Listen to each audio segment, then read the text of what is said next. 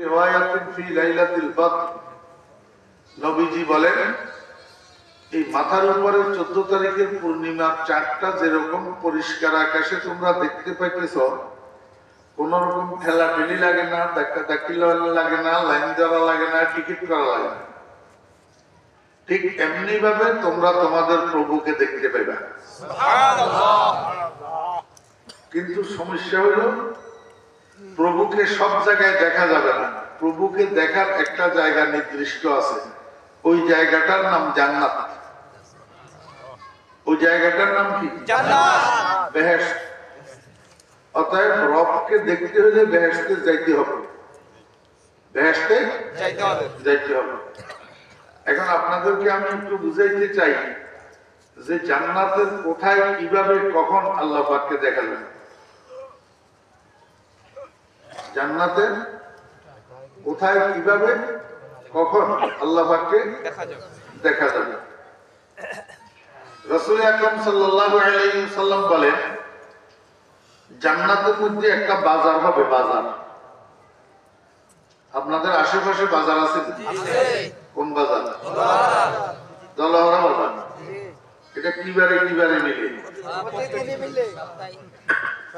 প্রতিদিন। এখন মিলে শনিবার মঙ্গলবার, সপ্তাহে 2 দিন। বেহেশতের বাজারটা সপ্তাহে 1 দিন মিলবে, শুধু শুক্রবার জুমার দিন বিকেল বেলায়। এই বাজারের নাম হবে, আপনাদের বাজারের নাম দলহরা বাজার, বেহেশতের বাজারের নাম হবে সুকে তুবা।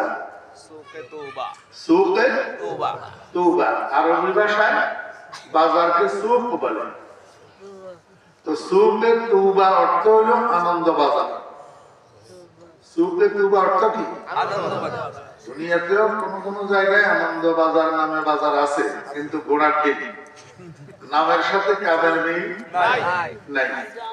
সারা চুরি, ডাকাতি, পকেটমার, ধোঁকা, প্রতারণা, এটার নাম আনন্দ বাজার। এটার নাম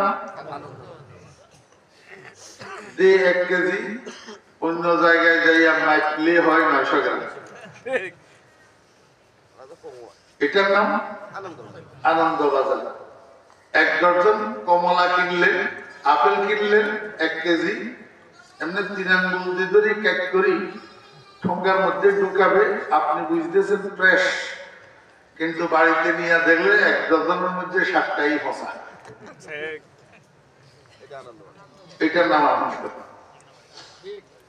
গ্রাহকেরা এরকম, গ্রাহকেরা দোকানদারের দোকানে বাকি করি, এবার এটা না দেওয়ার জন্য চলচাতুরি করে, গলি পরিবর্তন করি, হাঁটে, খেয়াল করে দোকানদার যদি ভুলি যায় আমি বাঁচি গেলাম। আসলে কি বাঁচি গেল না আটকে গেল? দুনিয়ার মানুষ বুঝে না। এটার নাম আনন্দ বাজার। কিন্তু প্রকৃত আনন্দ বাজার হলো বেহেশতের আনন্দ বাজার। আচ্ছা, দুনিয়ার বাজারগুলোর মধ্যে কিছু পণ্য ক্রয় বিক্রয় হয় না? ক্রয় বিক্রয় না হলে এটা বাজার হয় কেন? তো নিশ্চয় বেহেশতের বাজারের নাম যখন বাজার হয়েছে, তাহলে সেখানেও তো কিছু ক্রয় বিক্রয় আছে। কি বেচা কিনা হবে? আল্লাহর হাবিব জনাব রাসূলুল্লাহ সাল্লাল্লাহু আলাইহি ওয়াসাল্লাম ইরশাদ করেন, বেহেশতের বাজারে একটি মাত্র পণ্য ক্রয় বিক্রয় হবে, সেটার নাম হলো, আরবিতে বলে তাসবির, ইংরেজিতে বলে ফটো, পিকচার। এখন আমাদের দেশের ছেলেরা টাচ মোবাইল খরিদ করে, সেলফি উঠায়, সেলফি। হ্যাঁ, সেলফি উঠানোর জন্য পাগল। রং বেরঙের সেলফি উঠাইয়া উঠাইয়া ফেসবুকে পোস্ট করা, এটা হলো এই জমানার তরুণ আর কিশোরদের কাজ।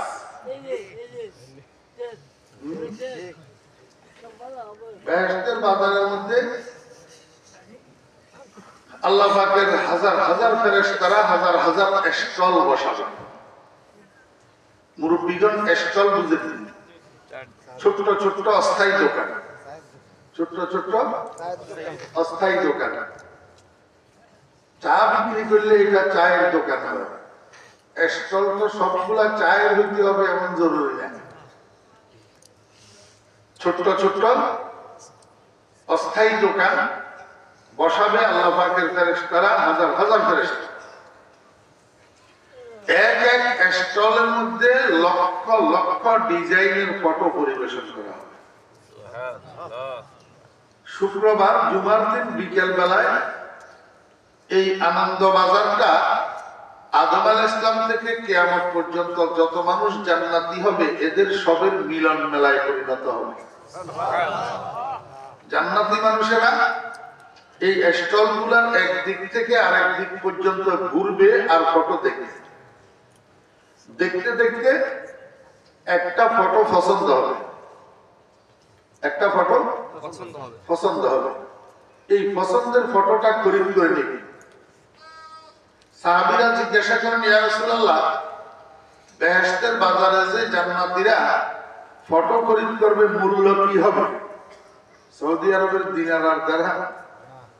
রাসূল আকরাম সাল্লাল্লাহু আলাইহি ওয়াসাল্লাম বলেন, না, এটা দুনিয়ার দৃশ্য জগৎ, জান্নাত অদৃশ্য জগৎ। এই অদৃশ্য জগতের বাজারে দৃশ্য জগতের কোন মুদ্রা চলবে না। সাহাবীরা, তাহলে আমরা সেখানে ফটোটা খরিদ করব কি দিয়া? রাসূল আরবি সাল্লাল্লাহু আলাইহি ওয়াসাল্লাম বলেন, শুক্রবার জুমার দিন দুনিয়ার মধ্যে তোমরা সকাল থেকে সন্ধ্যা পর্যন্ত যে নফল ইবাদত করবা, এই নফল ইবাদতের সওয়াবগুলোকে জান্নাতের বাজারে আল্লাহ পাক মুদ্রা বানাইয়া দিবেন, নোট বানাইয়া দিবেন। সুবহানাল্লাহ। এই মুদ্রা দিয়া তুমি তোমার পছন্দের ফটোটা খরিদ করতে পারবে। বুঝে থাকলে বলুন, কি দিয়া? নফল ইবাদত।